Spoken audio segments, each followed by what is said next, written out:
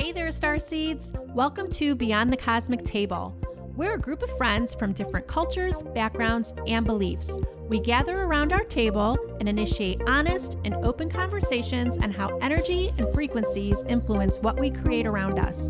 By expanding awareness, we're able to journey with practical guidance, leading to our highest awareness and conscious living. So, take a seat and join us at our table.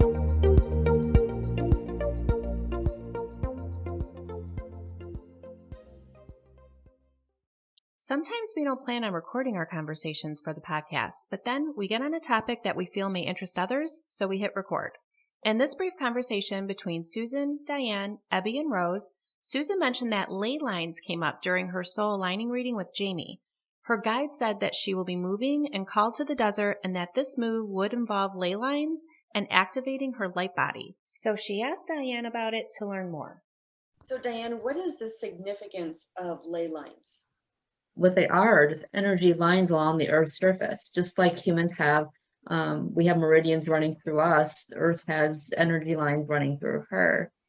The ley lines are like deep energetic rivers, if you will, underneath the Earth's surface. And you can feel, those of us that feel energy, a lot of these places are common that you can feel this energy when you're there. Yeah. The Masons knew about these ley lines. And if you look at ancient cities, a lot of them were laid out originally by the ley lines, like churches, the government buildings. They followed the ley line energy because think about it, they wanted people to feel that high vibration when they were in churches. You know, I went visiting a whole bunch of churches and just to feel the energy of the place. As you walk the grounds of some of these churches that have a lot of land, you can feel the energy there. And people would think that they were absorbing all the energy from, you know, the higher power, which of course it is. There's a lot of subconscious belief, like, you know, Jami's mentioned before, like when you cross a bridge, that a lot of people thought about jumping off. You're going to get in that vibration of thinking that. But, you know, when you're in a church, a lot of people feel happy or with community and family. So there's a lot of positive energy there. But there's also energy that's running across Earth's surface at those points. Like I said, I personally, and I think probably some of the others in this group have felt that too. My one favorite story that I share with hikers when I'm out hiking and I'm visiting with people. You've all, well, maybe not Ebby, but many of us have been walking outside and enjoying nature, and you come across this huge thing of gnats or bugs or flies or something. There's like a ton of them, and you're like, you know, a lot of people spit at them and try to get out of the way. I go stand in it because think about it, the animals know where that good energy is. So more than likely, underneath the Earth's surface, there's two ley lines that are crossing at that point. The energy is so powerful, it's coming up to the Earth's surface.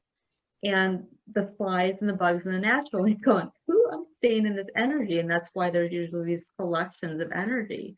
And sometimes you'll notice, if you're some of us that ride bikes, you'll notice along the strip of a bike path that may be, you know, curvy and windy, you're going to feel certain spots where you're getting these bugs, but that's where a lot of the energy is. Oh, I like that story. So that's the difference between where a line goes and then where an intersection is that the intersection, it comes up more? There's more energy, more vibration, more strength, if you will, of the energy where they cross. Because think about it, if you have a couple that cross, you know, there's going to be a lot more. And there's whole maps out there. I had an app on my phone that would show you where a bunch of them cross, like Salt Lake City. There's a lot of ley lines that cross there, and the energy there is amazing. The universe put me there. I had no chance of my own. The Young Living Convention was there 2 years ago, and I was there and had the opportunity to experience it and the energy, and I feel the energy. It was just amazing. Up in northern Michigan, there's a point where you can cross like 3 or 4 of them in a very short amount of time. And I was on vacation, and it's that one stretch of road that my father actually drove. I drove all the rest of the time. But during that time is when we were crossing those ley lines. I sat in the back of that car, and as we were driving across these certain ley lines, we would stop at certain areas and get out, and I would just sit and melt in that energy, because where 3 of them cross or 4, I can't remember, in such a close proximity, the energy is very, very strong. Wow. So, And I guess that's a good question too, is like, you're talking about crossing them, like you can feel the exact line. How much radius does the energy cover? well, and this is, all of this, I should point out, is from my understanding and my experiences. Each one is going to be different. Some of them are going to be more, I'm assuming, because of like what energy line they are, they're going to be more powerful than Prominent. another. Yeah. Yeah. There was a book I read about ley lines, and it was, so there's like those energy lines that are deep in the earth, and then there's like, think about like Stonehenge. The rocks that stand up from Stonehenge can actually, I would think, what's the word I'm looking at, radiate energy out along the Earth's surface, like because of those areas have been known for so long to be areas of interest for energy centers. So the Stonehenge, the pyramids, I mean, we kind of mentioned the pyramids in another section, on how powerful they are. So. And are those built on ley lines as well? I haven't done the research on it, but I would assume so. Yeah. So what I am looking at here, ley lines refer to straight alignments drawn between various historic structures and prominent landmarks. The idea was developed in the early 20th century Europe, where ley line believers argued that these alignments were recognized by ancient societies that deliberately erected structures along them. The interesting thing with this is this little tidbit here, which specifically relates to you, Susan. Not only did they build sacred structures on power spots or the earth energies like Dianne was talking about, but they also pulled and pinned these currents into straight lines to amplify them in ways. And in later times, churches specifically were added to these lines, and the Freemasonic architects who built them were very aware of where they were putting these structures and these churches. You know what else I heard is that some of them are landing strips for UFOs.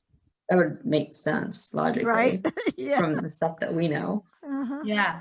But I find it so interesting that, what your guide's message to you about the ley lines, Susan, and then specifically around churches were built on ley lines. Mm-hmm. There's a connection there. And then to astrology as well. So that's interesting too.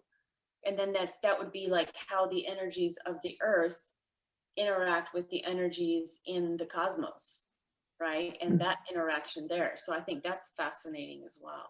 Abby, isn't there, well, Rose may know this too, or Abby, is there a connection, like, I know like with the Great Pyramids at some point, there's like, at certain points, is it the equinoxes that it's lined up with the North Star?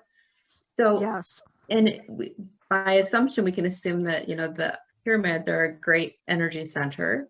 So there's your first connection right there. I mean, Yeah, exactly. With what the constellations are doing during certain points. How often do we see in a movie where there's a dramatic effect, where there's a hole in this big boulder, and all of a sudden the sky is going to turn and the stars align, and that one beam of light from the sun shoots through that one hole? Very dramatic effect, but who knows? Could be accurate. I wasn't there for that conversation, but I'm glad they recorded it because I found it very interesting. Maybe we'll do more of these 10-minute tidbits as we capture other unplanned conversations. What do you think? Well, thanks to Dianne for sharing her knowledge around the topic. She's a wealth of information around all things energy. To connect with her and learn more about her services, go to www.balance-mind-body-spirit. Are you following us on Instagram? If not, find us there at Beyond the Cosmic Table. Message us and let us know if there are any other topics you would like us to discuss. Also, share this podcast with any like-minded friends you feel may enjoy listening in on our conversations. Thanks for tuning in, and catch us next week for another conversation around the table.